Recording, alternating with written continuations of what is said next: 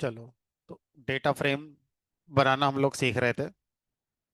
तो data frame Excel, CSV और HTML से हमने देखा था बनाना। आगे बढ़ेंगे।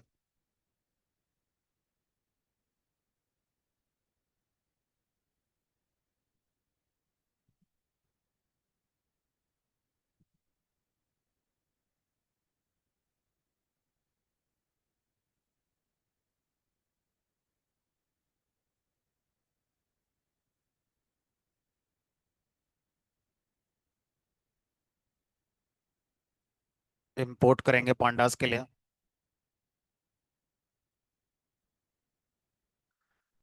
तो एक और फाइल फॉर्मेट होता है जहां पर स्ट्रक्चर्ड डेटा को रखा जा सकता है, जिसका नाम है जेसन। ये जो फॉर्मेट है, ये बेसिकली वेब के ऊपर ज़्यादा हमारा यूज़ होता है। बट अगर कहीं वेब पे डेटा जनरेट हुआ है तो कई बार रेस्पॉन्स जेसन की फॉर्म में आता है। जावा स्क्रिप्ट ऑब्जेक्ट नोटेशन। तो जेसन हमारा स्ट्रक्चर डेटा को स्टोर करता है। और जेसन के अंदर कई सारे फॉर्मेट होते हैं स्ट्रक्चर डेटा को स्टोर करने के।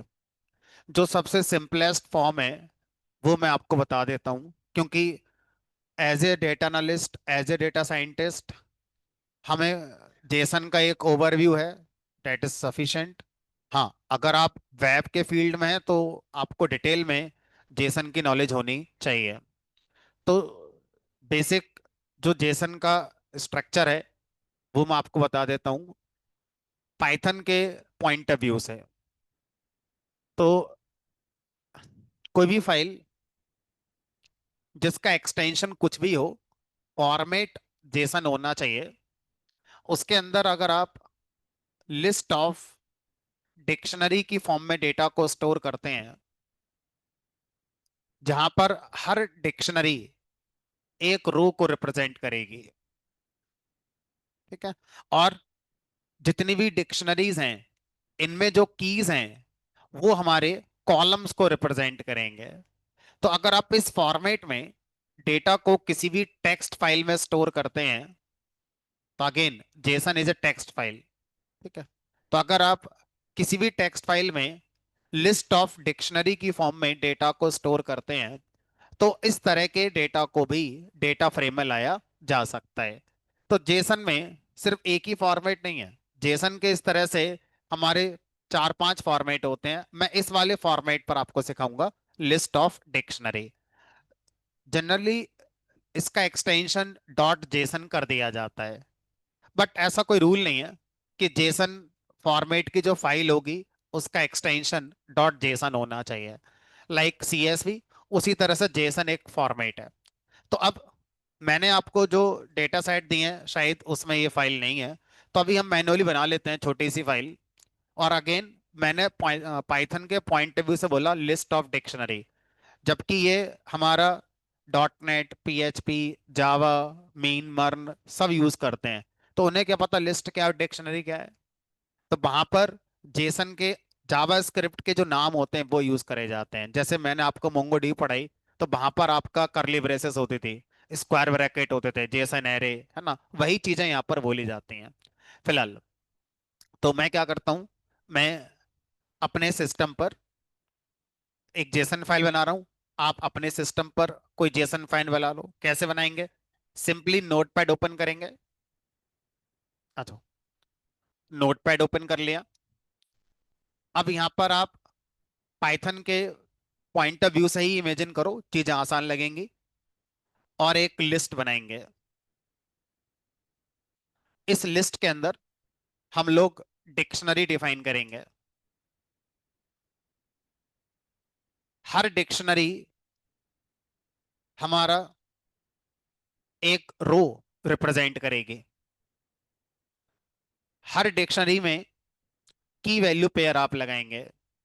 की वैल्यू पेयर में जो की होगी उसको आप कॉलम का नाम इमेजिन करिए। तो अगर मैं एक इमेजिनेशन लूं कि मैं कुछ ऐसा चाहता हूं ताकि मैं उसके अकॉर्डिंग जेसन फॉर्मेट इसका बना पाऊं। लाइक यहाँ पर रोल नंबर चाहता हूँ, यहाँ पर नेम चाहता हूँ, यहाँ पर मान लो एज चाहता हूँ। Roll number 1, 2, 3, name ABC, age 20, 22, 18 मान लेते हैं, ऐसा मैंने कुछ इमेजिन करा। तो अब ये जो एक रो है, इस रो को एक डिक्शनरी से रिप्रेजेंट किया जाएगा। अब इस डिक्शनरी में जो की बनेगी हमारी, वो हमारा रोल नंबर, रोल नंबर की हो गई, और इसकी वैल्यू 1, कॉमा, दूसरी की हो गई नेम, इसकी वैल्यू जो भी आप देना चाहते हो वो दे सकते हो। ठीक है। उसके बाद एज, और इसकी वैल्यू जो आप देना चाहते हो वो। अब कई बार क्या होगा, जो हमारी कीज हैं उनको ऑटोमेटिकली स्ट्रिंग माना जाएगा, और जो वैल्यूज हैं वो जैसी हैं वैसी ही कंसीडर होंगी। अब कई बार जब हम जेसन फाइल को कहीं से लाएंगे, सो देयर में बी ए चांस कि की को एक्सप्लिसिट स्ट्रिंग ऐसे बना दिया गया हो, और अगर कोई वैल्यू स्ट्रिंग टाइप की रखनी है तो उसको एक्सप्लिसिट स्ट्रिंग हमें दी गई हो। तो ऐसा भी हो सकता है। ठीक है। तो मैं इसी तरह से लिख लेता हूं कि कीज को एक्सप्लिसिट हम बना लेते हैं स्ट्रिंग, वैल्यू इंटीजर रखनी है, फ्लोट रखनी है, डायरेक्ट रखेंगे। अगर वैल्यू को भी स्ट्रिंग रखना है तो डबल कोट्स के अंदर यहां पर लिखकर अपना चलेंगे। ठीक है। अब दूसरी वाली रो में रोल नंबर 2, नेम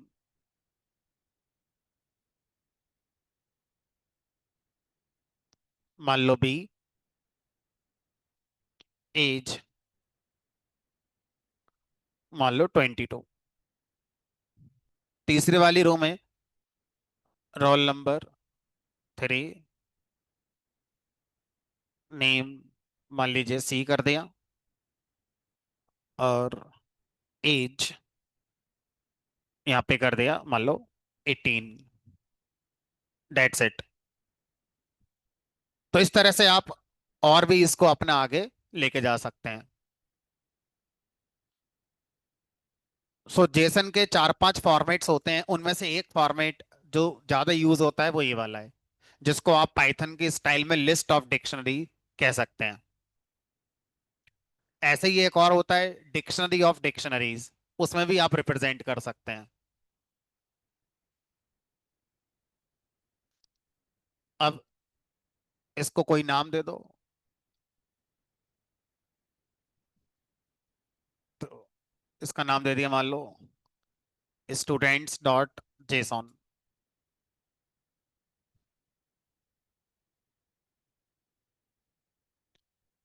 नाम स्टूडेंट्स, एक्सटेंशन डॉट जेसन दे दिया। नोटपैड पे जब किसी फाइल को आप सेव करते हैं तो ऑटोमेटिकली वो उसका एक्सटेंशन डॉट टीएक्सटी देता है। अगर आपने अपना एक्सटेंशन दे दिया डॉट लगाकर, तो भी उसके बाद वो डॉट टीएक्सटी लगाता है। हाँ, स्टूडेंट नाम दे दो, स्टूडेंट्स या कोई भी नाम दे सकते हो। Jason, JSON। वो एज इज रखेंगे, सिर्फ इसको डबल कोट्स में रखेंगे। डबल कोट्स लगने से क्या होता है, ऑटोमेटिक जो डॉट टीएक्सटी लगाया जाता वो नहीं लगाया जाएगा। देन सेव कर देंगे। अभी आपकी स्टूडेंट्स जेसन फाइल बनकर तैयार हो गई।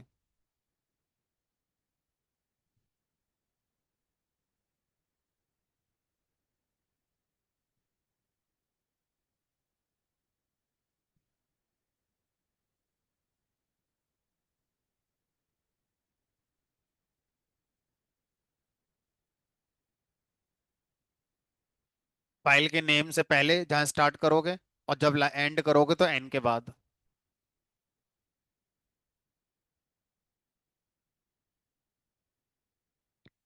जनरली लगाते हैं ऐसा इसलिए क्योंकि notepad by default extension dot TXT देता है, और अगर मैं डबल कोट्स में अपना फाइल का नेम डॉट एक्सटेंशन लिखता हूं तो फिर आगे डॉट टीएक्सटी नहीं लगाएगा। चलो, अब ये फाइल मेरे लैपटॉप पर आ गई, आपने कहाँ बनाई आप जानते होंगे। अब इसको डेटा फ्रेम में रीड करते हैं। PD dot read underscore Jason. जिसका हो जाए अच्छी बात है, नहीं हो तो ज्यादा फोकस मत करो, ज्यादा टाइम लगाओ मत लगाओ उस पे। ठीक है। आपको 99% केसेस में जेसन फाइल बनी बनाई मिलेंगी। आपको बस ये कोड लिखना आना चाहिए जो फ्रंट पे लिख रहे हैं, रीड अंडरस्कोर जेसन। और यहाँ पर आप अपनी लोकेशन दो कहाँ पर आपने जेसन फाइल अपनी बनाई हुई है।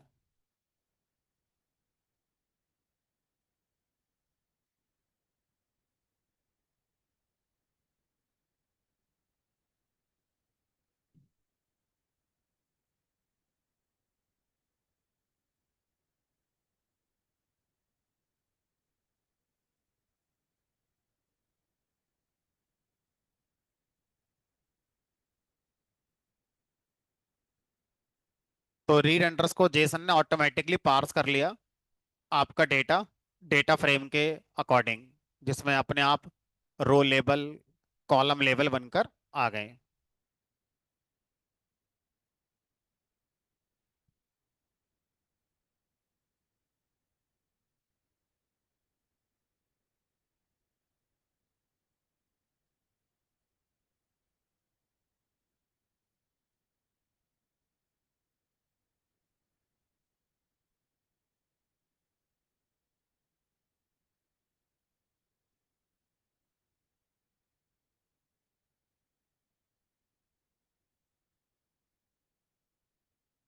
एरर एक बार बताइए क्या है, थोड़ा पढ़िए क्या लिख कर आया है।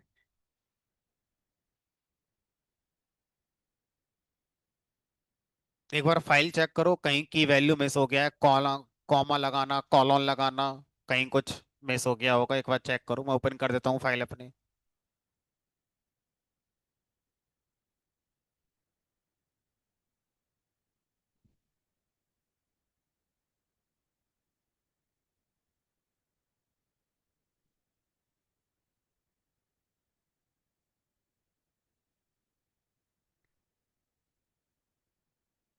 यहाँ पर स्ट्रिंग लगाना भूल गए होगे आप।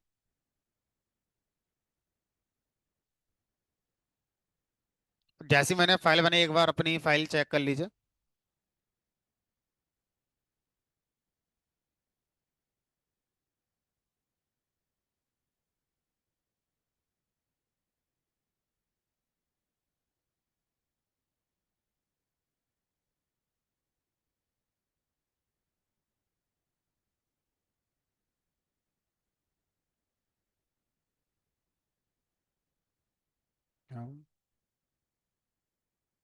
Jason JS1।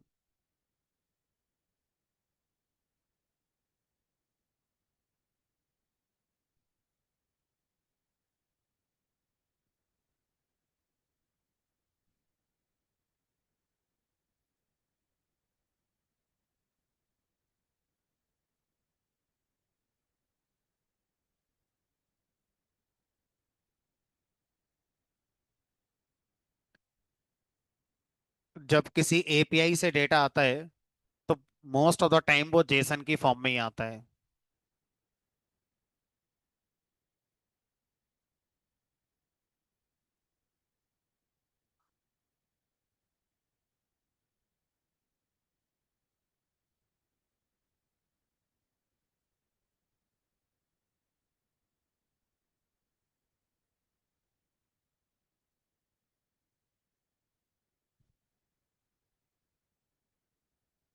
Jason platform independent है, इसका मैक लिनक्स उबंटू से कोई मतलब नहीं है।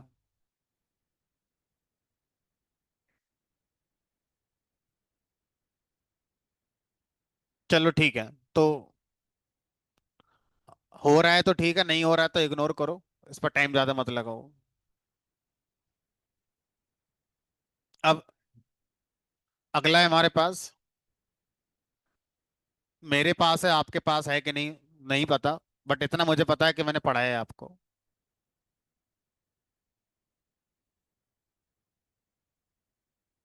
अब जिन लोगों ने पासवर्ड रूट नहीं दिया है वो इधर उधर देखते रहना।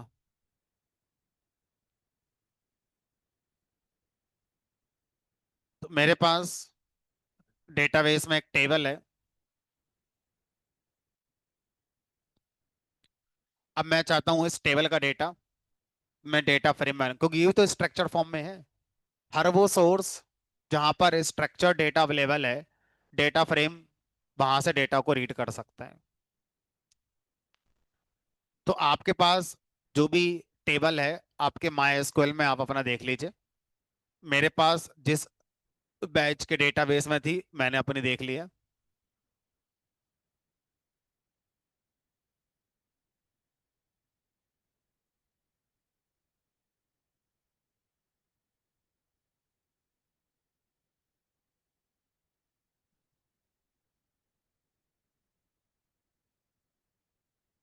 अगेन, जिनके पास माई एसक्यूएल नहीं है, टेबल नहीं है, 10 मिनट अपना व्हाट्सअप चेक कर लें, इधर उधर बातें ना करें। ठीक है, ये सब पढ़ाया जा चुका है। पड़ोसी का देखने से कुछ नहीं होगा, आपको ही पढ़ाया गया है। अब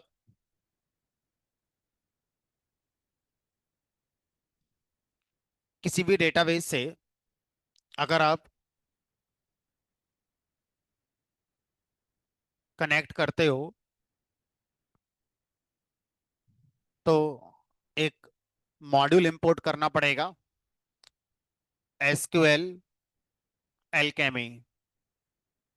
एसक्यूएल एल्केमी मॉड्यूल होता है जो अपने अंदर से इस ड्राइवर मॉड्यूल को यूज करता है।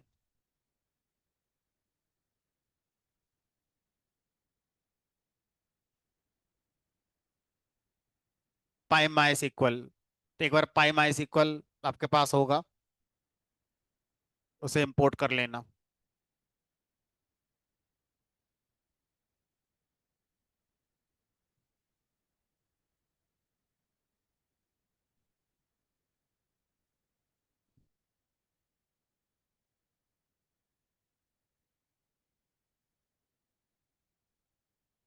तो ये दो मॉड्यूल आपको इंपोर्ट करने पड़ेंगे।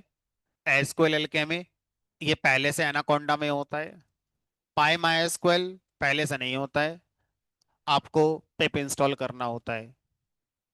तो पिप इंस्टॉल एनाकोंडा में कुछ भी आप करते हैं तो उसके लिए सर्च बार में जाएंगे और यहाँ से एनाकोंडा प्रॉम्प्ट ओपन करेंगे। इसके लिए इंटरनेट की जरूरत पड़ती है। और एनाकोंडा प्रॉम्प्ट पे फिर जो भी लाइब्रेरी एनाकोंडा में इंस्टॉल करनी है, पिप इंस्टॉल करके कर लेते हैं।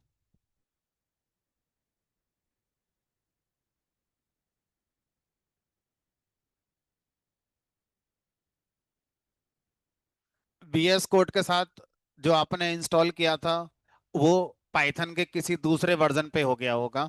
एनाकोंडा जब हम चलाते हैं तो उसमें पाइथन का अपना खुद का वर्जन होता है, तो वर्जन मिसमैच होने की वजह से शायद नहीं चलेगा। एक बार ट्राई करके देख लेना फिर भी। चलो मैं कोशिश करता हूँ इसका डायरेक्ट यूज ना करूँ, है ना। फिर भी एक बार अटेम्प्ट करके देख लो। ठीक है, चल जाए तो ठीक, नहीं चलेगा तो घर जाके चला लेना इसी तरह से। तो अब मैं कोशिश करता हूँ फ्रंट पर पाई माई सीक्वल का यूज ना करूं।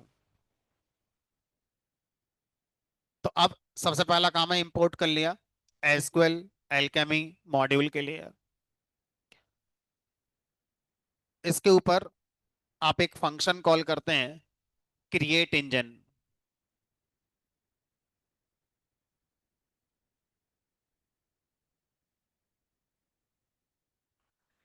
इससे आपका माई सीक्वल का इंजन क्रिएट होकर आ जाता है। It is like a connection, जैसे वहां कनेक्शन क्रिएट करते थे इसी तरह से यहाँ पर हम बोलते हैं इंजन क्रिएट करना। दैट मीन्स पाइडन का पांडास का माई सीक्वल के साथ कम्युनिकेशन कराना, इंजन क्रिएट करना कहलाएगा। अब यहाँ पर हम लोग एक फॉर्मेट लिखते हैं जो हम माई सीक्वल तक पहुंचने के लिए यूज करेंगे। तो फॉर्मेट क्या है, एक बार मैं आपको दिखा देता हूँ।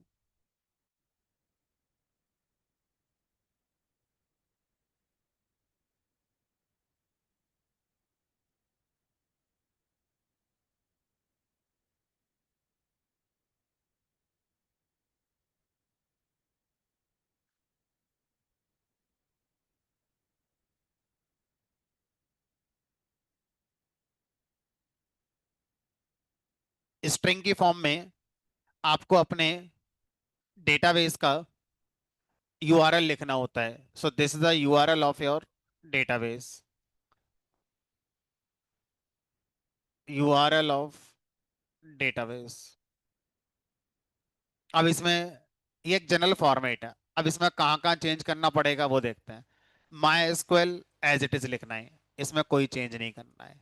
प्लस अब यहाँ ड्राइवर की जगह जो मेरे ड्राइवर था पाई माई एसक्यूएल, उसका नाम लिखेंगे। अब मैंने इसको यहाँ पर स्ट्रिंग की फॉर्म में लिखा है। एक बार अटेम्प्ट करके देख लो, चल जाए तो ठीक है। ठीक है, उसके बाद स्लैश यूजर, यूजर हमारा रूट चल रहा था।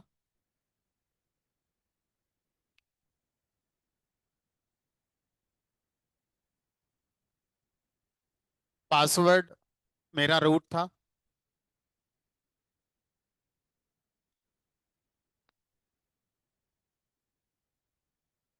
Host local host.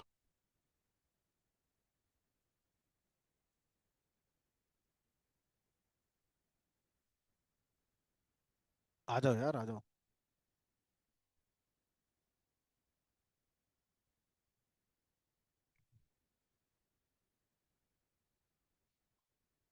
डेटाबेस जो आप बनाते थे, यूज के आगे जो लिखते थे वो डेटाबेस का नाम। तो मैं जिस बैच का यूज कर रहा हूँ वो मेरा 1:30 PM है। आपको मैंने जिस बैच में पढ़ाया होगा वो अनइंस्टॉल हो गया, अब नहीं है।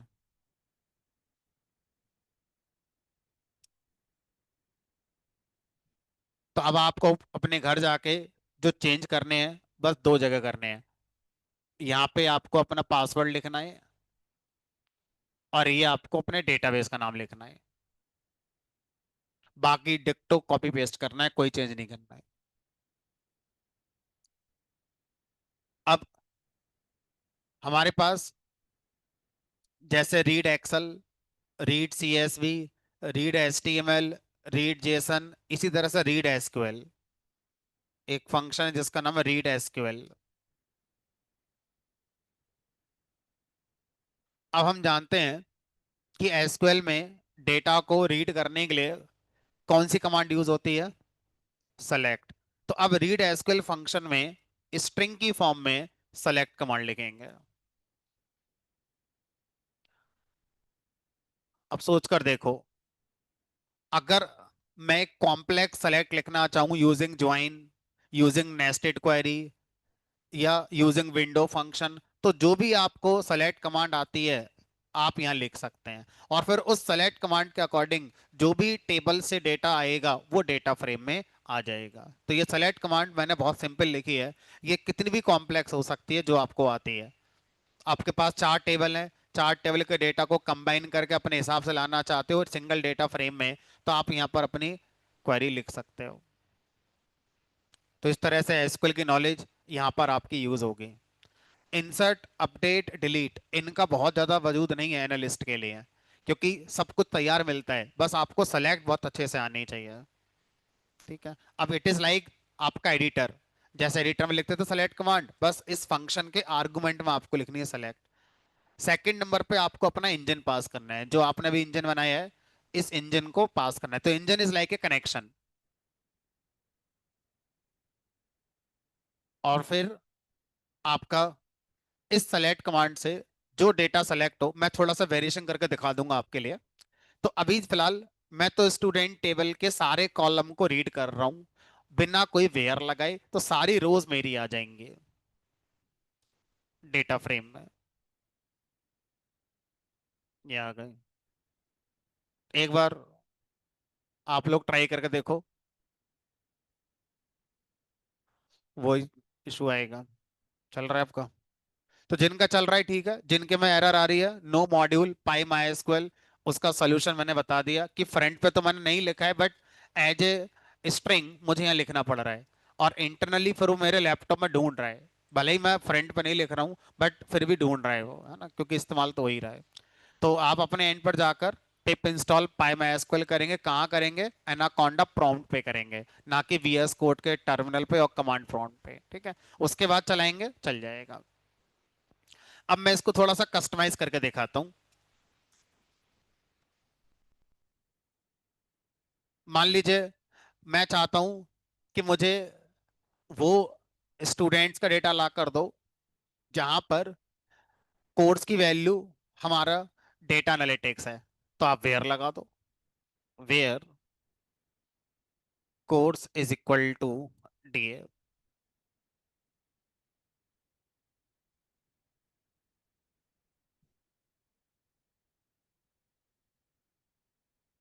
ध्यान रखना, आप अपनी क्वेरी स्ट्रिंग में लिख रहे हो और जिस कॉलम पर आप वेयर लगा रहे हो वो वेरकर कॉलम है, और वेरकर कॉलम की वैल्यू भी हमारी किस में लिखी जाती है, कोट्स के अंदर। अब आप डबल कोट्स में पहले चल रहे हो, यहाँ दोबारा डबल कोट नहीं लगा सकते, तो यहाँ पे सिंगल कोट ही लगाना पड़ेगा फिर आपको। अब आप कह रहे हो कि नहीं, मुझे सिर्फ नेम, मार्क्स, ये चीज चाहिए, रोल नंबर नहीं चाहिए, तो आप यहाँ से अपने अकॉर्डिंग कस्टमाइज कर सकते हो। ये लो, तो मैंने आपको एक आइडिया दिया, हम सबसे सिंपल वाला चला लेते हैं। तो जिसको जितनी सेलेक्ट कमांड आती है वो उस हिसाब से टेबल के डेटा को डेटा फ्रेम में ला सकता है।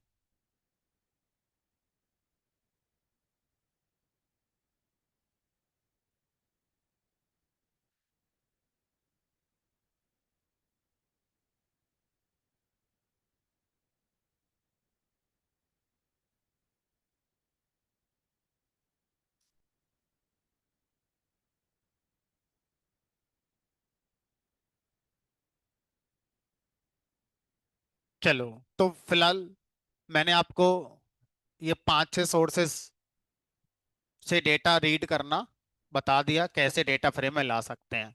ठीक।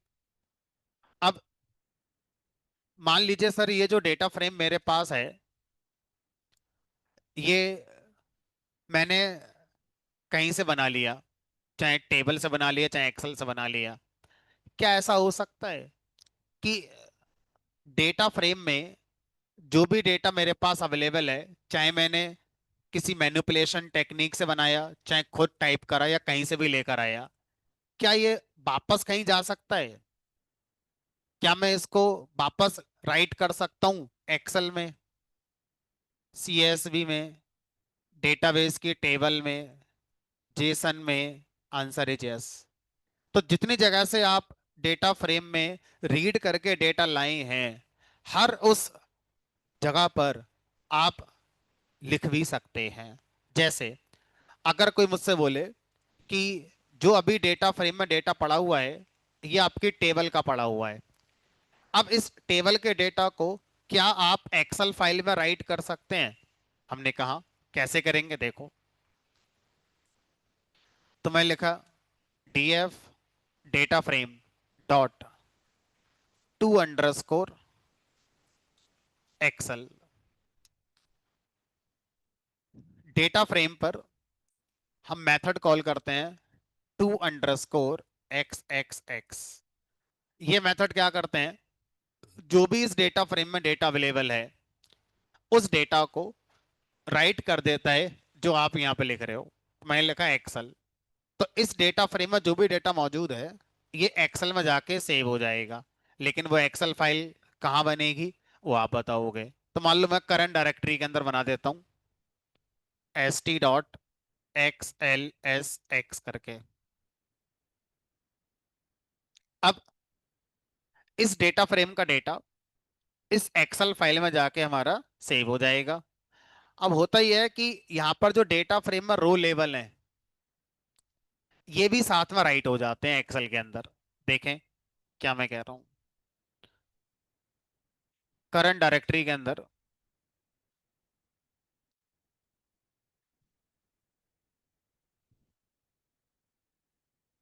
ये आ गया एस टी नाम से। ये देखो, ये आ गए। अब ये हमारे डेटा फ्रेम में रो के लेवल थे, अब ये हम राइट नहीं करवाना चाहते अपनी फाइल में। ठीक है, तो क्या करेंगे, यहाँ पर एक आर्गुमेंट लिखेंगे,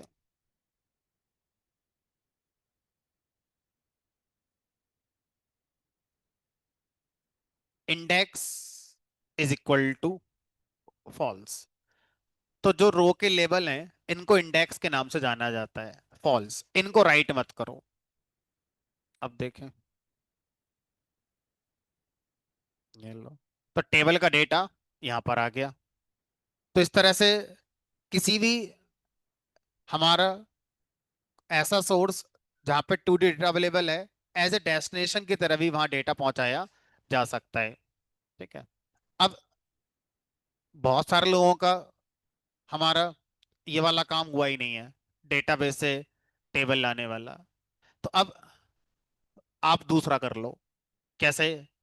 आपने अभी जेसन फाइल बनाई है, आप जेसन फाइल से डेटा रीड करो, क्योंकि प्रैक्टिस थोड़ी हो जाएगी।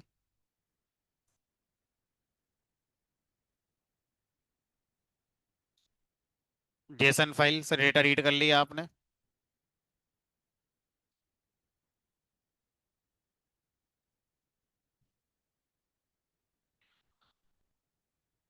अभी डेटा अवेलेबल है।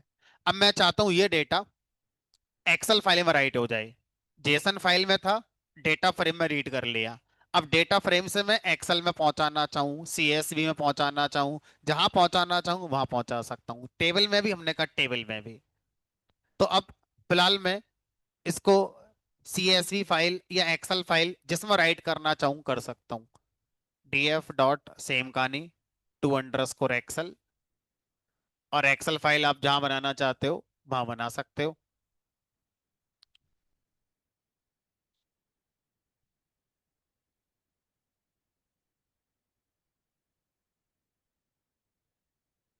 आप इसी नाम से बना देना, कोई बात नहीं है। अगर इस नाम से पहले होगी तो ओवरराइड हो जाती है।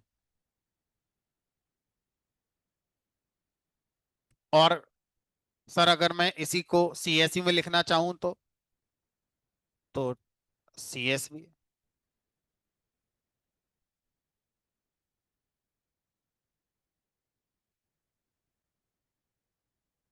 इसी को जेसन में, जेसन में तो खैर है ही।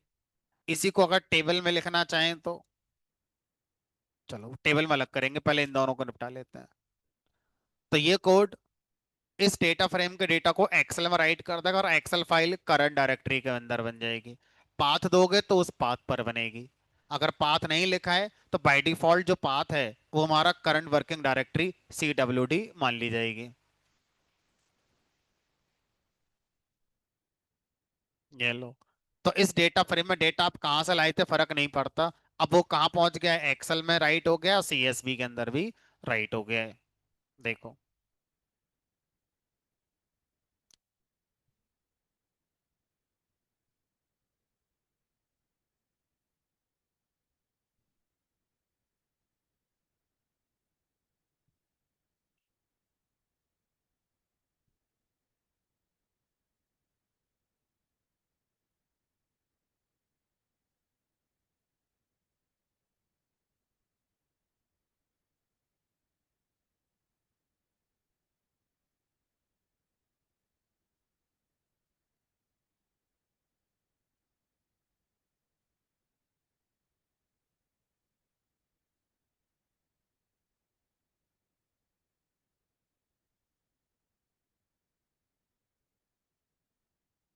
सीएसवी लिखो ना फंक्शन का नाम।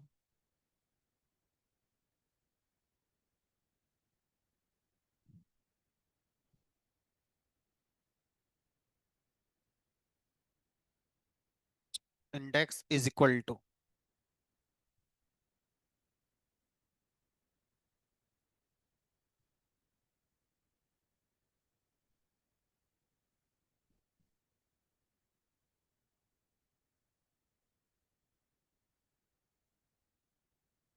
अब जाकर चेक करो करंट वर्किंग डायरेक्टरी में, जहां से जुपिटर चला रहे थे उसी डायरेक्टरी में ये दोनों फाइलें बन गई होंगी, और इस डेटा फ्रेम का डेटा वहां जाकर राइट हो गया होगा।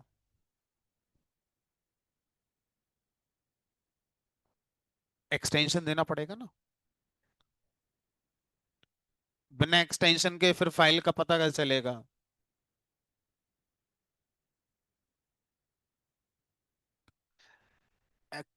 मतलब एक्सेल के ना दो फॉर्मेट होते हैं, एक एक्सएलएस और एक एक्सएलएस एक्स।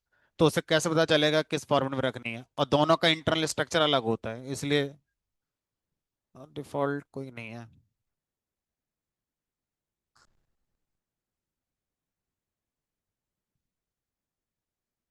अब जो मेरे पास डेटा फ्रेम है जिसमें स्टूडेंट का ये छोटा सा डेटा रखा हुआ है ना। अब इस डेटा को मैं टेबल में रख के दिखाता हूँ, तो जिनका एसक्यूएल से हो गया था वो कर पाएंगे मेरे साथ, जिनका नहीं हुआ था वो अपने एंड पे जाके एक बार करके देखना।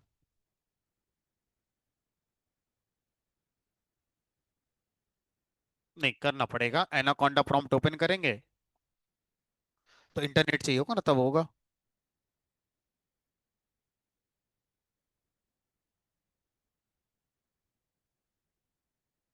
कॉमा लगाओ ना, बहुत सही लिखा है, यहाँ लगाओ कॉमा, सीएसवी के बाद दो आर्गुमेंट है ना, ये पहला आर्गुमेंट है, दूसरा आर्गुमेंट है।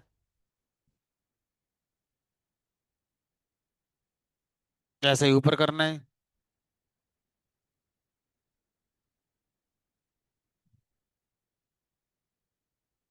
टू अंडर स्कोर है।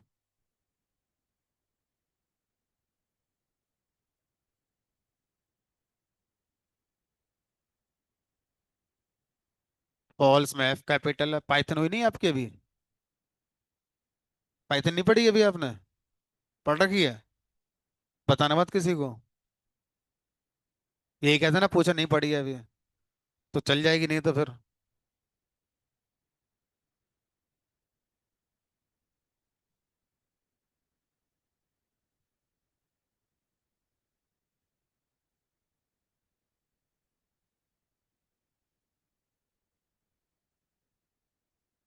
Patch one? नहीं नहीं, हम हमने जो करा है वो क्या है, पाइथन का प्रोग्राम, पाई माई एसक्यूएल और डेटाबेस। अभी क्या हो रहा है, पाइथन का program, SQLAlchemy, SQLAlchemy PyMySQL, PyMySQL database, एक लेयर और बढ़ गई। हम पहले खुद कर रहे थे इस काम को, अब जो रीड अंडरस्कोर एसक्यूएल फंक्शन है ये अपने अंदर से पाई माई एसक्यूएल ही यूज कर रहा है, और फिर उसके थ्रू डेटाबेस से डेटा लाकर हमें दे रहा है।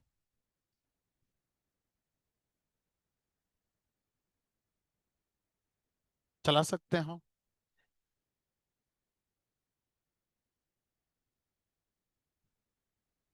बस यही मान लो कि बीच में पार्सिंग वाला काम कर देगा, तो अगर आप ये नहीं करो, डायरेक्ट पाई माई एसक्यूएल से करो तो भी हो जाएगा, तो लूप लगा के खुद से मैन्युअली करना पड़ेगा, बस इतना ही डिफरेंस, और कुछ नहीं है। एब्स्ट्रैक्शन, और कुछ नहीं।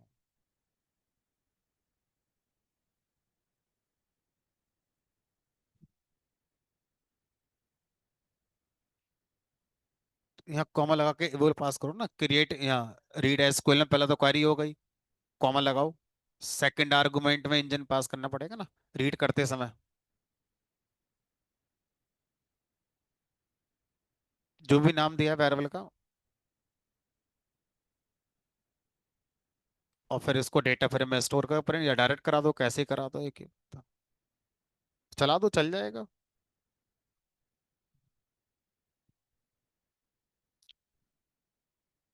हो गया, हो गया तुम्हारा।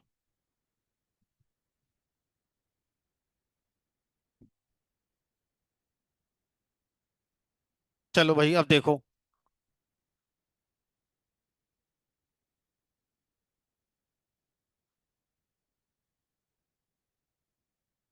अब मैं कुछ इंटरेस्टिंग सा अपने लैपटॉप पे करके दिखाता हूँ, आप तभी कर पाएंगे जब आपका टेबल वाला पाई माइस्क्ल ड्राइवर आपके पास होगा। मुझसे कहा गया, और ये हमने एक चैलेंज फेस करा था एसक्यूएल पढ़ते समय, जो लोग बैच में थे उनको शायद याद ही आ जाएगा कि हाँ ये एक चैलेंज था। मान लीजिए मेरे पास ये जो डेटा सेट है, एक्सेल फाइल में मूवीज का डेटा सेट है। अब हम मूवीज नाम की टेबल बनाना चाहते हैं माई सीक्वल के अंदर। अब टेबल तो बनाना आसान है, लेकिन सोचो 25 कॉलम है इसमें।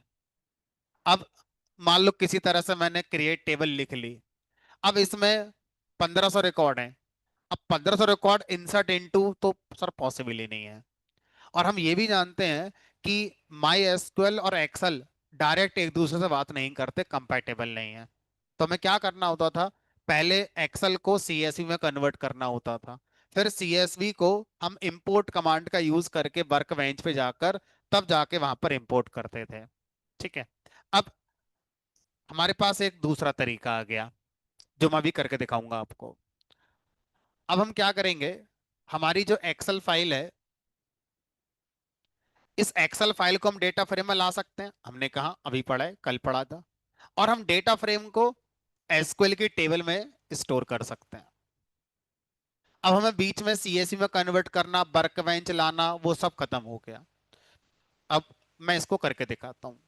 तो पहले मैं क्या करूंगा, अपने डेटा फ्रेम में जो एक्सेल शीट थी मूवीज वाली, वो मैं रीड करता हूं। तो 3 शीट है, पहले वाली मैं रीड कर लेता हूं।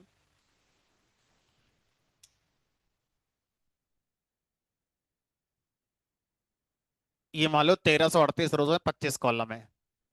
अब मैं चाहता हूँ ये सारा डेटा एसक्यूएल की टेबल में इंसर्ट हो जाए, बल्क इंसर्ट काइंड ऑफ जिसे आप कहते हैं।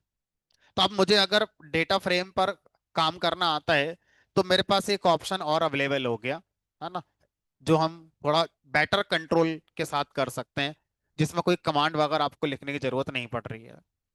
तो अब मैं क्या करता हूँ, यहाँ से जब मैं रीड कर रहा हूँ, तो मैंने आपको बताया था कि मैं यूज कॉल से, या चलो जाने देते हैं सारा। अब मैं इस डेटा फ्रेम का सारा डेटा पहुंचाऊंगा टेबल में, लिखूंगा DF dot to underscore SQL, जैसे to underscore CSV, to underscore Excel, इसी तरह से टू अंडरस्कोर जेसन भी होता है, और to underscore SQL. To underscore SQL में अब आपको कुछ चीजें बतानी पड़ेंगी यहाँ पर। सबसे पहले आप बताओ टेबल का नाम। ये डेटा फ्रेम का जो डेटा है, जिसमें 1338 रो 25 कॉलम्स हैं, ये आपकी जिस टेबल में जाकर इंसर्ट होगा, उस टेबल का नाम क्या है। हमने कहा मूवीज नाम से बना दो। मैंने बोला मूवीज नाम से बना दो, नहीं है, बना देना है। तो टू अंडरस्कोर एसक्यूएल खुद से जाके क्रिएट टेबल कमांड लिख के भी आएगा, हमें क्रिएट टेबल करने की जरूरत भी नहीं है। ठीक है। उसके बाद अगला आर्गुमेंट यहाँ पर है कि मान लीजिए ये टेबल पहले से मौजूद हुई आपके डेटाबेस में, तो अगर पहले से है तो क्या उसी में आगे और ऐड करोगे, या आप पहले वाली को रिप्लेस करोगे, हटा दो, ट्रंकेट कर दो उसे, या एरर दे दोगे। तो अगला आर्गुमेंट है इफ एग्जिस्ट। अब इफ एग्जिस्ट आर्गुमेंट की पॉसिबल वैल्यूज क्या क्या हैं। इसकी पॉसिबल वैल्यूज में एक वैल्यू आती है हमारी फेल। फेल का मतलब है कि अगर मूवीज नाम की टेबल पहले से ही मौजूद है, तो ये ऑपरेशन फेल कर दो, एरर आ जाएगी। दूसरा ऑप्शन रिप्लेस। रिप्लेस का मतलब है कि जो पहले से टेबल बनी है उसे ड्रॉप कर दो, ट्रंकेट नहीं, ड्रॉप कर दो, और नई बना दो, और उसमें इतने ही कॉलम आ जाएं और यही सारी रोज इंसर्ट हो जाएं। तीसरा आखिरी ऑप्शन है कि अगर मान लो पहले से ही आपके पास 25 कॉलम का डेटा पड़ा हुआ था, और आप उसमें और मूवीज ऐड करना चाहते हैं, तो क्या लगा दो, यहाँ पर अपेंड लगा दो। तो फिलहाल मैं कुछ ना बताऊं तो डिफॉल्ट वैल्यू इसकी फेल होती है, तो अगर मैं इस ऑप्शन का यूज ही ना करूं तो डिफॉल्ट फेल हमारा माना जाएगा। चलो, तो मैं यहाँ पर मान लो रिप्लेस लगा देता हूँ। अब उसके बाद टू अंडरस्कोर एसक्यूएल फंक्शन ये कह रहा है कि मुझे ये पता है कि किसके डेटा को एसक्यूएल में लेके जाना है, मुझे ये पता है किस नाम की टेबल पे इसको लेके जाना है, मुझे ये भी पता है कि अगर टेबल पहले से मौजूद हो तो क्या करना है। लेकिन मुझे अभी ये नहीं पता है कि डेटाबेस कौन है, उसका यूजर नेम क्या है, उसका पासवर्ड क्या होना है। तो ये सब बातें कहाँ रखी हैं, इंजन के पास रखी हैं। तो यहाँ पर क्या पास करेंगे, कनेक्शन कौन इक्वल टू इंजन। कौन आर्गुमेंट में क्या पास करते हैं, डेटाबेस का कनेक्शन पास करते हैं, और इस आर्गुमेंट की वैल्यू क्या देंगे, जो हमने इंजन बना रखा था डेटाबेस का वो। अब जब हमने इंजन बनाया है, तो वो किसी टेबल के लिए नहीं है, वो किसी डेटाबेस का है। ध्यान से देखो, तो जब मैंने इंजन बनाया था ये, तो उसको बस ये पता है कि माई SQL डेटाबेस है, उसका ये ड्राइवर यूज करना है, यूजर नेम ये है, पासवर्ड ये है, और आईपी एड्रेस ये है, और डेटाबेस का नाम ये है। यहां तक टेबल का कोई जिक्र नहीं है, तो अब टेबल का जिक्र तो आगे हो रहा है अब। ठीक है। तो अब यहां पर मैं आपको शो टेबल्स करके दिखाता हूँ। तीन टेबल हैं, S2 S3 स्टूडेंट। मूवीज नाम की कोई टेबल नहीं है। इधर मैं चलाता हूँ, सब कुछ ठीक होगा तो चल जाएगा, अदरवाइज जो एरर आएगी देखेंगे।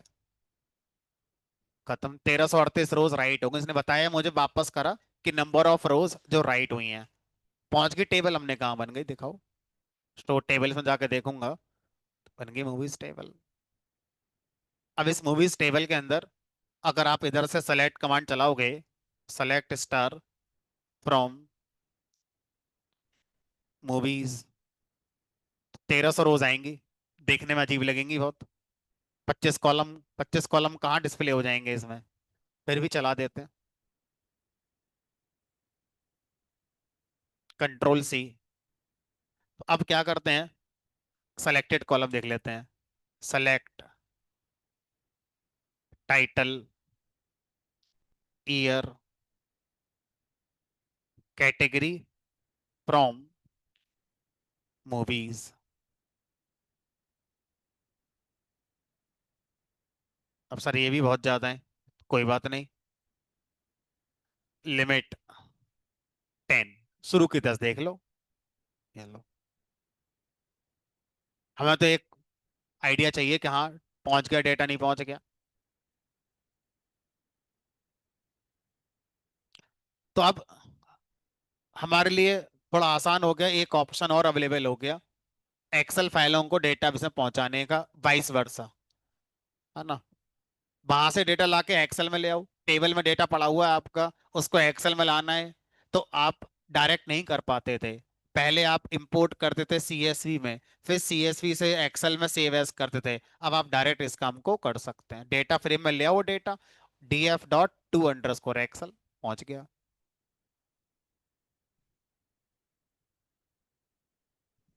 चलो। अब कई बार क्या होता है कि हम किसी कॉन्सेप्ट को समझने के लिए हम डेटा फ्रेम में डेटा खुद ही बना लेते हैं।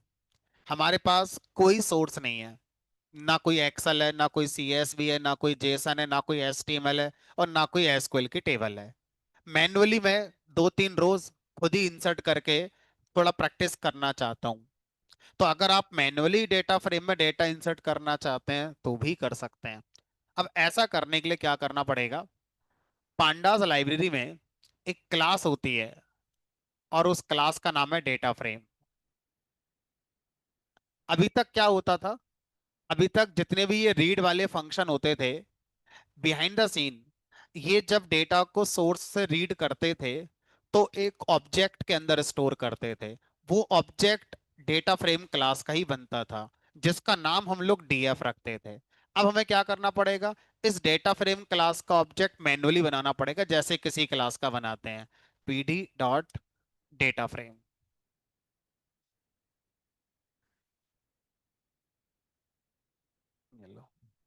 तो इस तरह से अगर आप डेटा फ्रेम का ऑब्जेक्ट खुद बनाना चाहते हैं बिना किसी सोर्स पे जाए हुए, तो आप मैन्युअली डेटा फ्रेम का ऑब्जेक्ट क्रिएट कर सकते हैं। तो ये डेटा फ्रेम एम्प्टी बनेगा, इसमें कोई ना रो है ना कोई कॉलम है, कुछ नहीं है। तो ऐसे डेटा फ्रेम का कोई खास यूज नहीं है, लेकिन data frame is mutable, like list. आप अभी नहीं है, कल को ऐड कर देना 4-6 रो, 4-6 कॉलम ऐड कर सकते हो। तो डेटा फ्रेम को अगर हम उस नजरिए से देखें तो data frame is modifiable, data frame को मॉडिफाई किया जा सकता है, डेटा फ्रेम को रीसाइज किया जा सकता है, साइज में ये चेंज किया जा सकता है। चलो।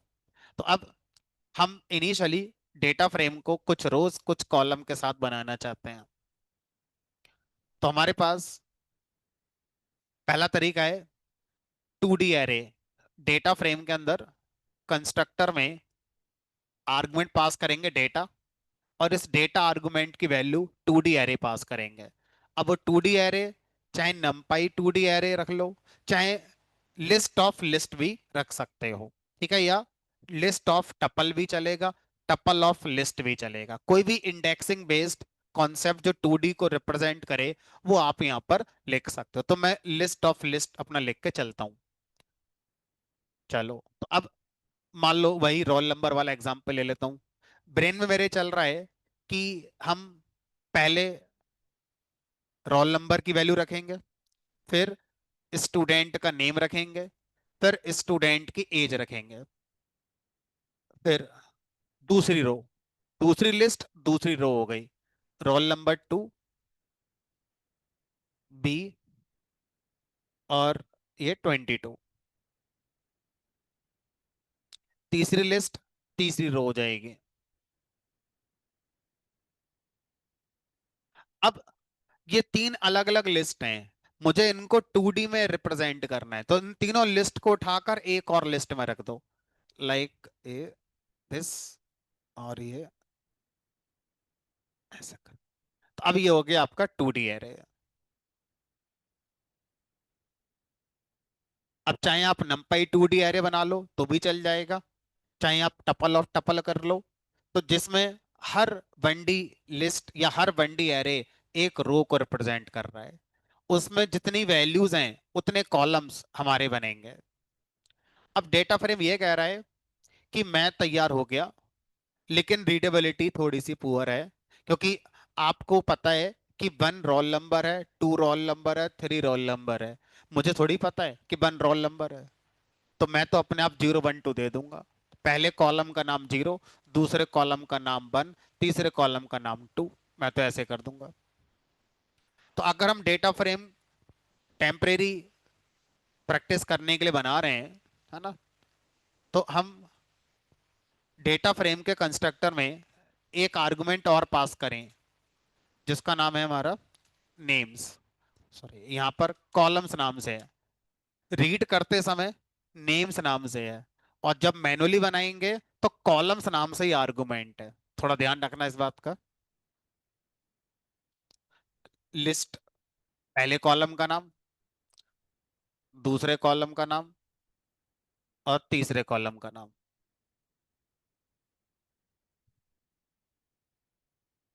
चलो,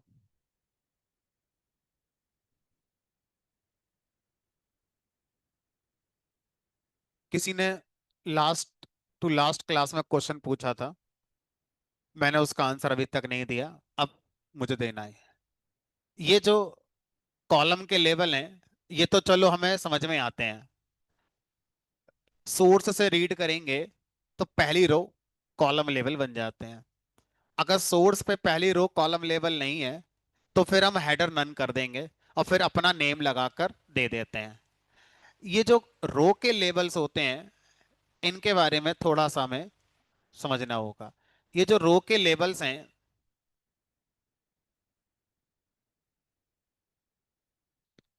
इन रो लेवल्स को इंडेक्स नाम से जाना जाता है।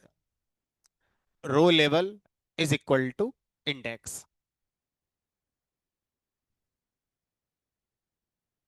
ठीक है, तो अब अगर मैं आपसे कहूं कि मैं डेटा फ्रेम के इंडेक्स को चेंज करना चाहता हूं, तो इसका मतलब यही है कि जो रो के लेबल्स होते हैं अब उनको चेंज करने की बात चल रही है। तो अगर मैं करना चाहता हूं तो कैसे करेंगे? जब डेटा फ्रेम बना रहे हो तो जैसे आपने डेटा आर्गुमेंट दिया 2D एरे, कॉलम्स आर्गुमेंट दिया कॉलम लेबल, इसी तरह से इंडेक्स आर्गुमेंट आप देते हो, और इंडेक्स आर्गुमेंट की वैल्यू जो आपका मन करे वो दे सकते हो। मान लो आपने दे दिया R1, रो 1, रो 2, रो 3। तो सर ये इंटीजर के अलावा हमने कहा कुछ भी दे सकते हो, इंटीजर, स्ट्रिंग, फ्लोट, जो आपका मन करे वो आप दे सकते हो।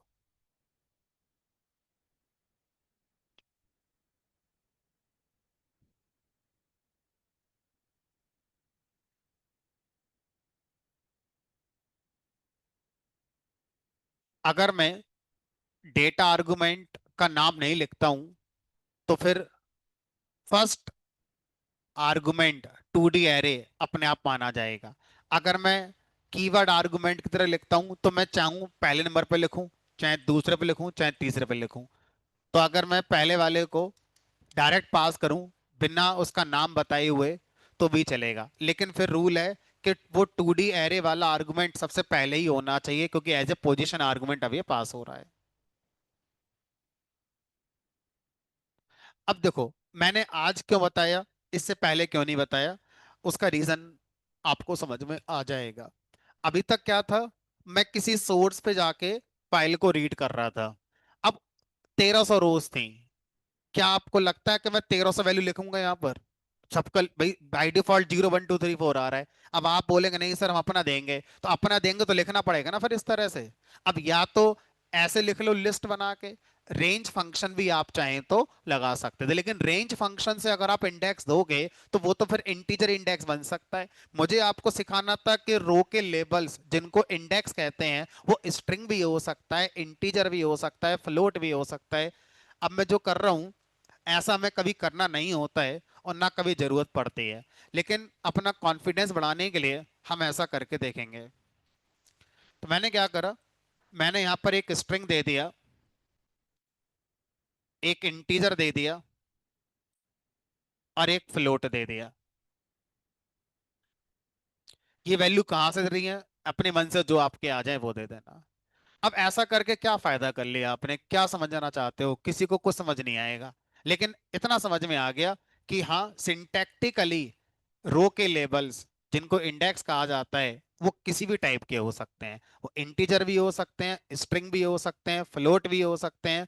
और आप बहुत ज्यादा इंडेक्स अगर दे रहे हो क्योंकि रोज बहुत ज्यादा हैं, तो थोड़ा स्मार्टली आप डिसीजन लेते हैं और आप फिर रेंज लगा देते हैं।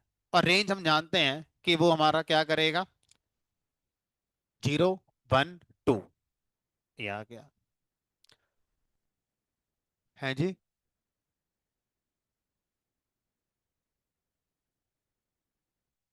ऑटो इंक्रीमेंट किस में?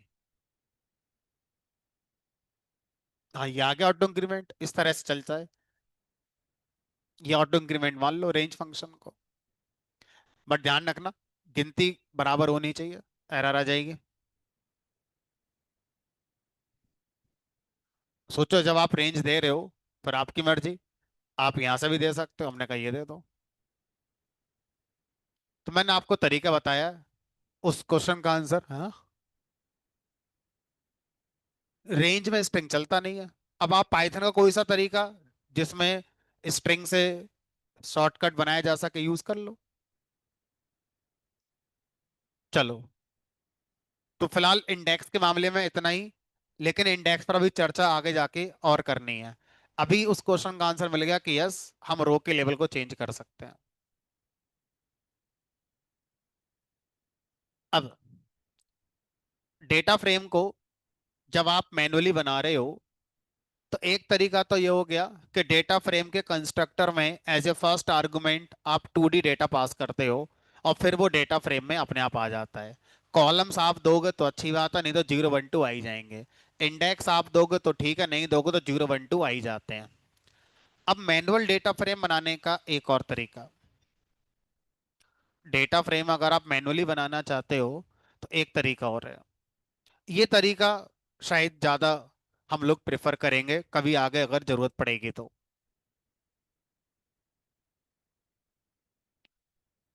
और इसमें हम क्या करते हैं, data is equal to 2D list pass ना करके डिक्शनरी पास करते हैं। और जो डिक्शनरी यहां पर हम पास करेंगे, उस डिक्शनरी में जो कीज हम देंगे ऑटोमेटिकली वो कॉलम के लेबल्स बन जाएंगे। अलग से कॉलम बताने की जरूरत नहीं पड़ती, डिक्शनरी की कीज को ही कॉलम लेवल बना दिया जाता है। रोल। अब ऐसे मानो जैसे ये जो रोल नंबर है ये एक कॉलम बनने जा रहा है आपके डेटा फ्रेम का, लेकिन इधर ये डिक्शनरी में की है। अब इसकी वैल्यू आप कोई बंडी एरे रखेंगे, तो जब डेटा आर्गुमेंट की वैल्यू डिक्शनरी दी जाती है तो हर की कॉलम का लेबल बनेगी, और हर की वैल्यू एक वनडी एरे होनी चाहिए। अब वो वनडी एरे चाहे नंपाई वनडी एरे हो, चाहे लिस्ट हो, चाहे टपल हो, चाहे रेंज फंक्शन हो, कोई भी इंडेक्स बेस्ड टॉपिक जो वनडी एरे जैसा है यहाँ पर लिख सकते हो। फिलहाल मैंने लिस्ट लिख दिया, मान लो 1 2 3। अब ये पहला कॉलम बन गया, तो इमेजिनेशन अब ऐसे नहीं करनी है, इमेजिनेशन ऐसे करनी है वर्टिकली, कि रोल नंबर कॉलम बन गया, उसके अंदर तीन वैल्यू आ गई, कॉमा। अब दूसरा कॉलम और उसके अंदर की वैल्यू,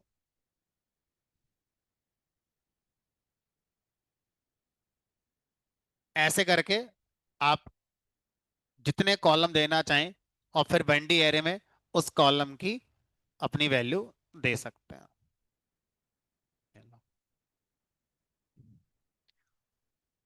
तो मुझे जब भी आगे जरूरत पड़ेगी मैनुअली डेटा फ्रेम बनाने की, तो मैं ये वाली अप्रोच प्रेफर करूंगा रादर देन दिस।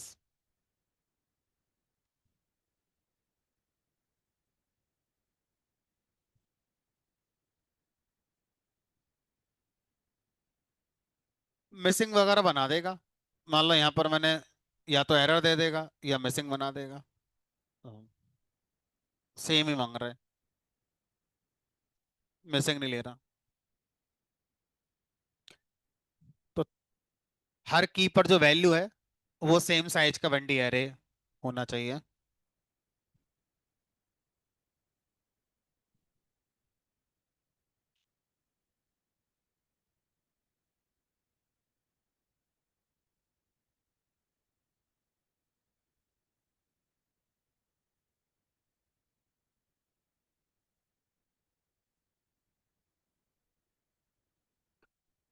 तो डेटा फ्रेम को बनाने के कई तरीके हमारे पास आ गए, किसी सोर्स से बना सकते हैं, मैनुअली जरूरत पड़े तो अपना काम चलाऊ ऐसे भी बना सकते हैं। डेटा फ्रेम के डेटा को कहीं पर राइट करना है, तो वो भी हमने देख लिया राइट कैसे कर सकते हैं। अब आगे चलेंगे। तो पांडास लाइब्रेरी के दो डेटा टाइप में से एक डेटा टाइप का हमें एक अंडरस्टैंडिंग हो गया, एक जस्ट ओवरव्यू मिला है, अभी कंप्लीट नहीं हुआ है, बहुत कुछ रह गया डेटा फ्रेम में अभी। अब मैं पहले आपको दूसरा वाला डेटा टाइप भी पहले पढ़ाता हूँ, सो डैट एक आइडिया पूरा लग जाएगा कि हाँ पांडास में दो डेटा टाइप ये होते हैं, पर दोनों को मिक्स करके आगे अपना यूज करते रहेंगे, ठीक है। तो अब बात आती है पांडास में बंडी एरे पर अगर मुझे डेटा स्टोर करना है तो कैसे करते हैं और क्या उसकी जरूरत है। तो एक डेटा टाइप है जिसका नाम है हमारा सीरीज। तो सीरीज नाम का जो डेटा टाइप है, ये नंपाई बंडी एरे के इक्विवेलेंट आप मान सकते हैं। डिफरेंस वही है कि यहाँ पर लेबल होंगे, आप सीरीज में किस कॉन्टेक्स्ट का डेटा रख रहे हो वो आप बता सकते हो, जबकि नंपाई बंडी एरे में सिर्फ डेटा डेटा आएगा, उसमें कोई लेबल वगैरह आप नहीं दे सकते हैं, ठीक है। प्लस बंडी एरे में जो नंबर ऑफ फंक्शंस अवेलेबल हैं, min max, A R G मिन, ए आर जी मैक्स, वो सब तो यहाँ होंगे ही होंगे, प्लस और ढेरों मेथड यहाँ पर अवेलेबल हैं जो नंपाई के अंदर नहीं होते थे और यहाँ पर आपको मिल जाएंगे। चलो, तो अब कैसे बनाते हैं सीरीज, पहले मैनुअली बनाना सीखेंगे, जैसा भी डेटा फ्रेम बनाए तो उसी तरह से पहले इसको रिवर्स पढ़ते हैं। पहले मैनुअली बनाना सीखते हैं, फिर किसी डेटा फ्रेम से सीरीज कैसे बनाई जाती है वो देखेंगे। किसी सोर्स से सीरीज डायरेक्ट बनाने की बजाय सोर्स से डेटा फ्रेम बनाते हैं और डेटा फ्रेम से फिर सीरीज निकालते हैं, ये तरीका रहता है। तो पहले सीखते हैं मैनुअल बनाना। तो pd.series, सीरीज नाम की क्लास होती है। तो जैसे डेटा फ्रेम नाम की क्लास है, ऐसे ही सीरीज नाम की क्लास है। और इस सीरीज क्लास का एक ऑब्जेक्ट अगर आप बना लेते हैं तो वो एक बंडी एरे को रिप्रेजेंट करता है। तो सीरीज क्लास का एक ऑब्जेक्ट एक लेबल्ड बंडी एरे होता है, ठीक है। तो अब मैं सीरीज बना रहा हूं यहाँ पर, ये बन गई सीरीज।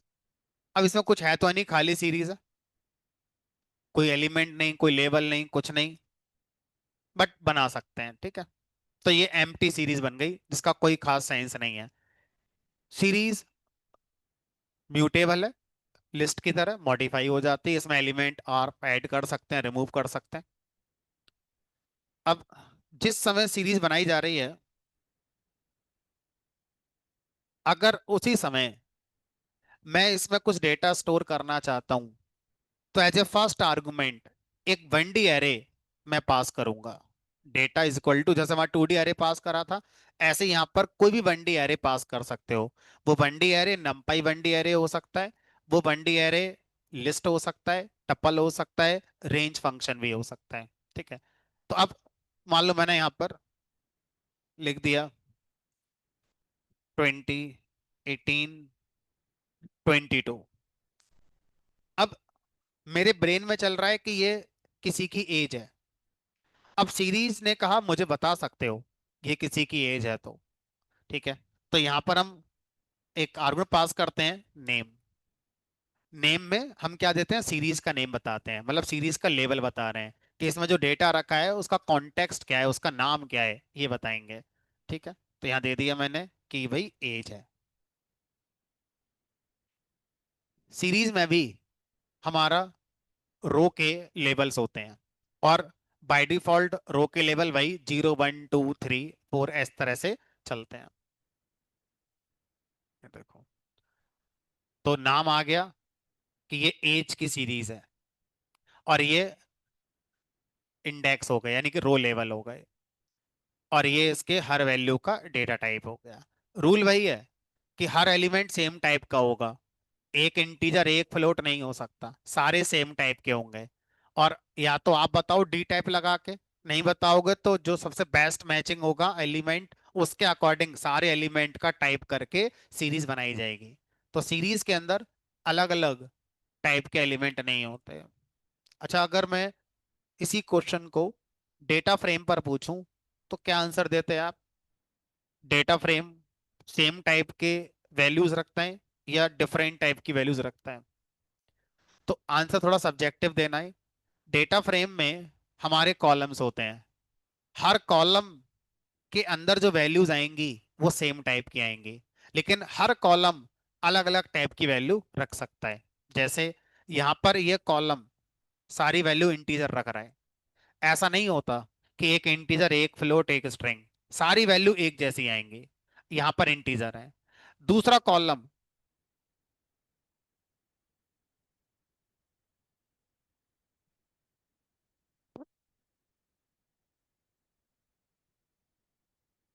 सबको स्ट्रिंग बना देता।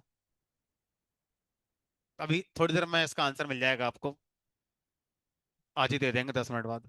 तो अब यहाँ पर हमने लिखा pd डॉट सीरीज, और series like a 1D array, इस मामले में भी सारे एलिमेंट सेम टाइप के होने चाहिए। ठीक है। अब जब हम सीरीज बना रहे हैं तो किसी भी सीरीज में बनाते समय जैसे हम नेम दे रहे हैं, ऐसे इंडेक्स भी दे सकते हैं। इंडेक्स की वैल्यू जो आपका मन करे वो आप दे सकते हो।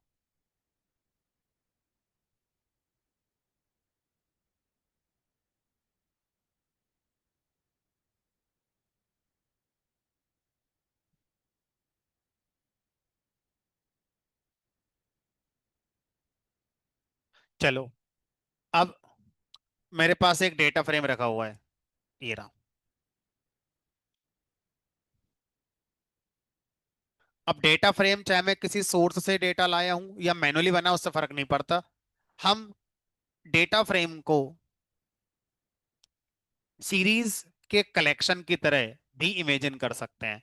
Data frame is equal to collection of series. अब चाहें तो आप ऐसे सोच लो, ये एक सीरीज है, ये दूसरी सीरीज है, और ये तीसरी सीरीज है। हर कॉलम को आप क्या कह सकते हैं, यहाँ पर सीरीज कह सकते हैं। ठीक है। तो अब अगर मैं इस डेटा फ्रेम से पहले वाली सीरीज निकालना चाहता हूं तो कैसे निकालेंगे? यहाँ लिखेंगे डीएफ, उसके बाद सबस्क्रिप्ट ऑपरेटर, और सबस्क्रिप्ट ऑपरेटर में उस कॉलम का नाम जिस कॉलम की वैल्यूज को एज ए सीरीज आप लाना चाहते हैं, लेट अस सपोज रोल। ये सिंटैक्स क्या करेगा, रोल नंबर की सारी वैल्यूज को एक सीरीज में रखेगा और वो सीरीज लाकर हमें वापस कर देगा। तो जब भी किसी कॉलम की वैल्यूज डेटा फ्रेम से निकालते हैं, सिंटैक्स ये रहा। तो वो सारी वैल्यूज एक सीरीज में रख के ही हमें दी जाती हैं। ये देखो, सीरीज का नाम हो गया ये, इंडेक्स ऑटोमेटिकली आए हैं। और अगर मैं मान लो इसको किसी वेरिएबल में स्टोर कर लूं, लेट अस सपोज एक्स, और मैं टाइप चेक करूं एक्स वेरिएबल का, सीरीज।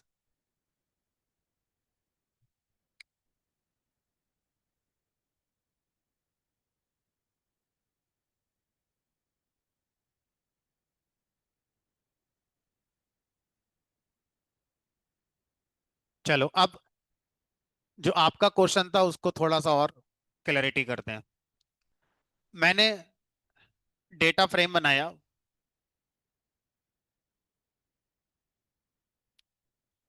और इस डेटा फ्रेम में मैंने क्या करा, एज की वैल्यू एक जगह 18.5 कर दी। तो अब जब एज कॉलम डेटा फ्रेम में आएगा, तो एज कॉलम की सारी वैल्यूज फ्लोट टाइप की बनकर आई होंगी डेटा फ्रेम में। ठीक है, देखो अपने आप 20.0, 22.0 हो गया। तो यानी कि data frame is a group of series, हर कॉलम सीरीज ही होती है डेटा फ्रेम के अंदर। तो अब क्वेश्चन वापस आ गया, डेटा फ्रेम में डेटा सेम टाइप का होता है कि अलग अलग टाइप का होता है? तो आंसर देंगे, डेटा फ्रेम में कई सारे कॉलम्स होते हैं, हर कॉलम में जो वैल्यूज आएंगी वो सेम टाइप की आएंगी, लेकिन एक कॉलम की वैल्यूज दूसरे कॉलम की वैल्यूज से अलग टाइप की हो सकती हैं।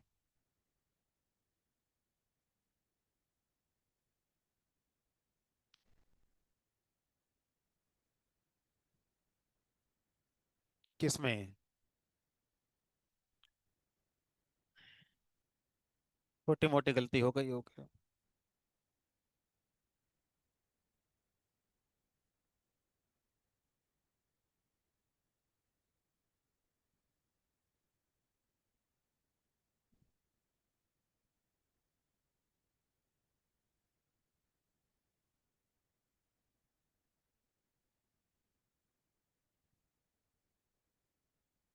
चलो अब इस बात को क्रॉस चेक करने का तरीका बता देते हैं कि डेटा फ्रेम के अंदर हर वैल्यू जो आई है वो किस टाइप की है। तो डेटा फ्रेम के अंदर एक एट्रीब्यूट है जिसका नाम है डी टाइप। जैसे वहां पर था एरे के अंदर डी टाइप, ऐसे यहाँ भी होता है। तो D F dot D types, D types का मतलब है हर कॉलम का डेटा टाइप क्या है, ये हमें एट्रीब्यूट ये इंफॉर्मेशन ला कर देगा। तो डी टाइप्स एट्रीब्यूट का नाम है, इंफॉर्मेशन ला कर देगा, कोई ऑपरेशन नहीं करेगा। ये देखो, रोल नंबर कॉलम है इंटीजर टाइप का, एज कॉलम है फ्लोट टाइप का, नेम कॉलम है ऑब्जेक्ट टाइप का। तो ऑब्जेक्ट को यहाँ पे स्ट्रिंग माना जाता है पांडास में। तो पांडास में अगर किसी कॉलम में स्ट्रिंग डेटा स्टोर है तो उसका डेटा टाइप स्ट्रिंग ना आकर जनरली ऑब्जेक्ट आता है। बाकी इंटीजर का इंटी आएगा, फ्लोट का फ्लोट ही आएगा।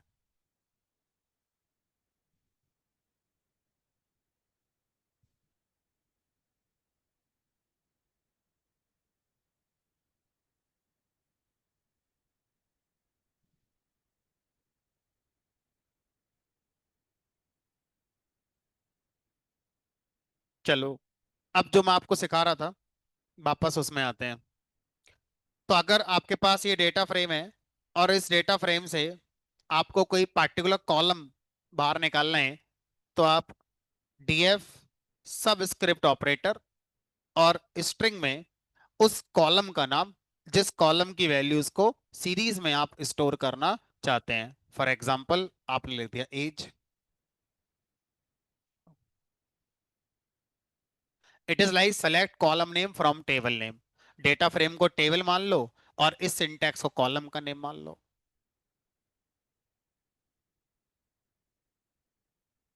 अब एक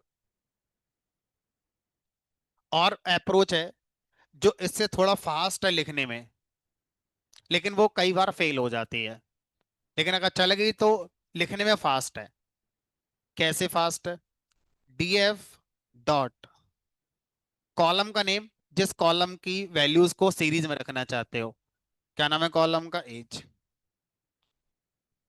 फास्ट कैसे है? हमने कहा देखो, एक तो इसके लिए आपको की प्रेस नहीं करनी पड़ी, इसके लिए नहीं करनी पड़ी, कोट लगाने के लिए चार की प्रेस नहीं करनी पड़ी आपको, बस एक करनी पड़ेगी, डॉट।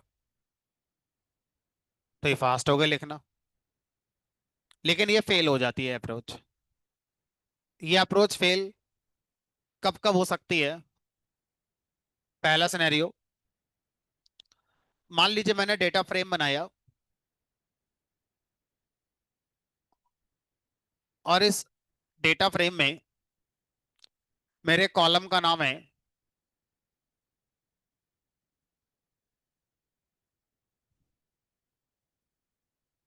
इस टू स्पेस एज। कॉलम के नाम में स्पेस आ सकता है। अब मैंने कहा मुझे एज कॉलम की सीरीज दे दो। दोनों सिंटैक्स मैं जान चुका हूं, समझ में तो आ ही रहा होगा। सबस्क्रिप्ट ऑपरेटर से लेकर आऊंगा तो ये चलेगा ही चलेगा, ये फेल हो जाएगा, है ना? मतलब ही नहीं है, बीच में स्पेस कैसे आ सकता है?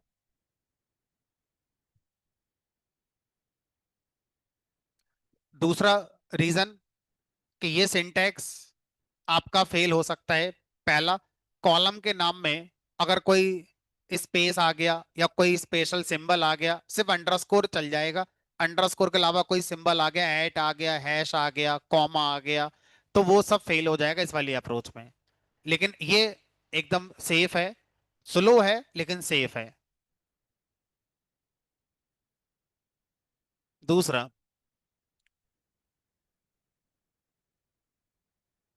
आपका,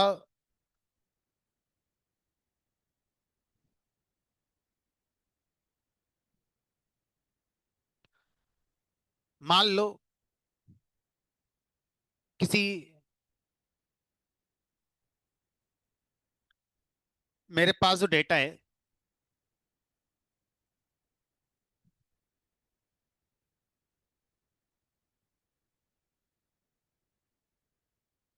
गारमेंट्स का डेटा है, सिर्फ समझाने के लिए कि कहां पर वो फेल हो जाता है मैं ऐसा कर रहा हूँ। कलर है रेड, ग्रीन, रेड, ऐसे करके मान लो। साइज स्मॉल, मीडियम और स्मॉल, या कुछ भी ऐसे मान लो।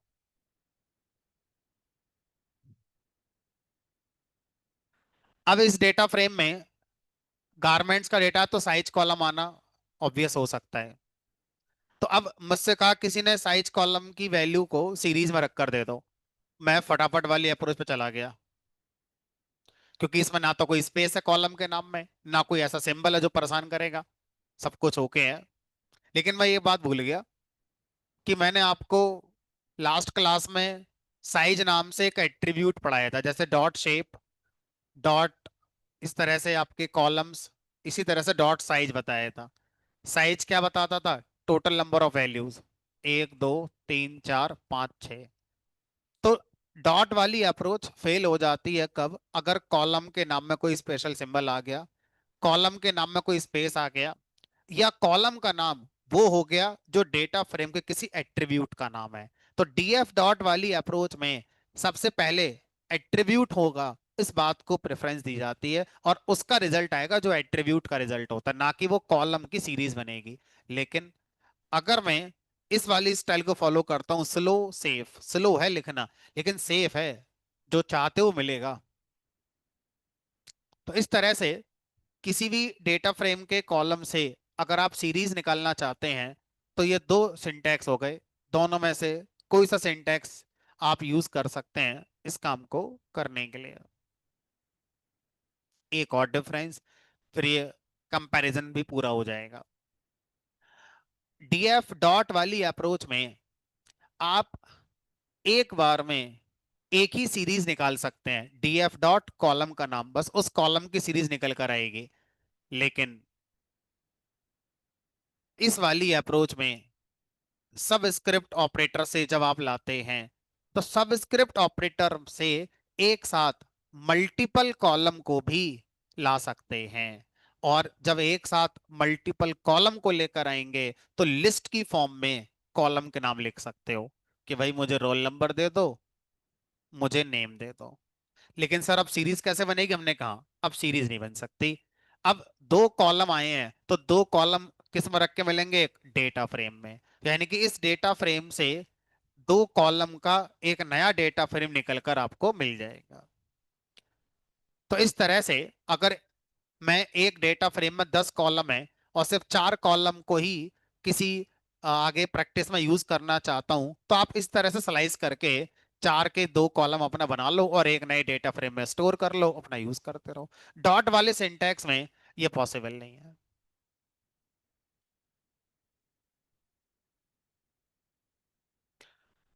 जेसन वाला ऑलरेडी मैंने लिख दिया है। रीड एसक्यूएल जो फॉर्मेट है वो क्या है, मैंने यहाँ पे लिख दिया है। ठीक है, अपने हिसाब से आप इसको अपना चेंज कर सकते हैं। ड्राइवर का नाम पाईमाइस्क्ल पहले इंस्टॉल करना पड़ेगा। डेटा फ्रेम को मैनुअली बनाना है तो आप ऐसे ऐसे बना सकते हो, ये सब मैंने लिख दिया है। डेटा फ्रेम को अगर आप कहीं लिखना चाहते हो तो 2x टाइप के मेथड होते हैं, 2 CSV, 2 एक्सेल, 2 SQL, 2 जेसन। आप इवन डिक्शनरी बना सकते हो। ठीक है। सीरीज, सीरीज 1D एरे कि जैसा जो कॉन्सेप्ट है वो काम करता है। It always store similar type element, series में हमेशा सिमिलर टाइप के एलिमेंट आते हैं। म्यूटेबल है, चेंज हो जाता है, कोई दिक्कत नहीं है। मल्टीपल वेज है सीरीज को बनाने के लिए। पहला तरीका है सीरीज ऑब्जेक्ट मैनुअली बनाओ, उसमें अपना डेटा डालो और अपनी सीरीज तैयार। दूसरा है आप डेटा फ्रेम से सीरीज बना सकते हैं, दो सिंटैक्स जो पढ़ाए थे, एक सबस्क्रिप्ट ऑपरेटर के साथ कॉलम लेवल लगा के, दूसरा डॉट लगा के कॉलम लेवल एक्सेस कर सकते हो। ठीक है, दोनों के डिफरेंस को मैंने बता दिया है यहाँ पर। इस वाले अप्रोच में जाते हैं और इस वाले अप्रोच में जाते हैं तो क्या है, इस वाली अप्रोच से आप एक डेटा फ्रेम वापस ला सकते हो, इससे सिर्फ और सिर्फ सीरीज वापस आएगी। इस वाली अप्रोच में कॉलम के नाम में कुछ भी आ सकता है, कॉलम लेवल में कंटेन एनी करेक्टर। लेकिन इस वाली अप्रोच में कॉलम के नाम में कुछ भी नहीं आ सकता। कॉलम का नाम वही होना चाहिए जो एक वेरिएबल का नाम होने के रूल है, तभी ये सिंटैक्स चलेगा, नहीं तो नहीं चलेगा। अगर इसमें कॉलम का नाम एक हमारा कॉलम का एट्रीब्यूट है, कोई फर्क नहीं पड़ता, हमेशा कॉलम लेवल ही कंसीडर होगा, भले ही इस नाम से एट्रीब्यूट कौन ना हो डेटा फ्रेम का। लेकिन इसमें अगर जो कॉलम का लेवल है वही कॉलम उसका डेटा फ्रेम का एट्रीब्यूट निकला, लाइक साइज हो गया, शेप हो गया, डी टाइप हो गया, कॉलम का नाम, तो पहले प्रायोरिटी उसी को दी जाएगी। हमारी एग्जाम्पल के तौर पर जो मैंने साइज वाला था वही करके दिखाया है। डीएफ डॉट साइज हमारा स्लाइस करके देगा साइज कॉलम को। डीएफ डॉट साइज ऐसे करोगे तो इसकी जो डेटा फ्रेम की प्रॉपर्टी या एट्रीब्यूट है साइज, वो हमारा कंसीडर करेगा। चलो फिलहाल आज के लिए इतना, मंडे को मिलेंगे। मंडे को अब हम लोग इसमें एनालिसिस की तरफ मूव करेंगे। ठीक है, थोड़ा सा एक आपको बुलियन स्लाइसिंग और पढ़ाऊंगा मैं। बुलियन स्लाइसिंग जैसे नंपाई में पढ़ी थी ऐसे इसमें भी पढ़ते हैं। उसके बाद फिर हम इनसाइट्स निकालना सीखेंगे। हाँ बोलो।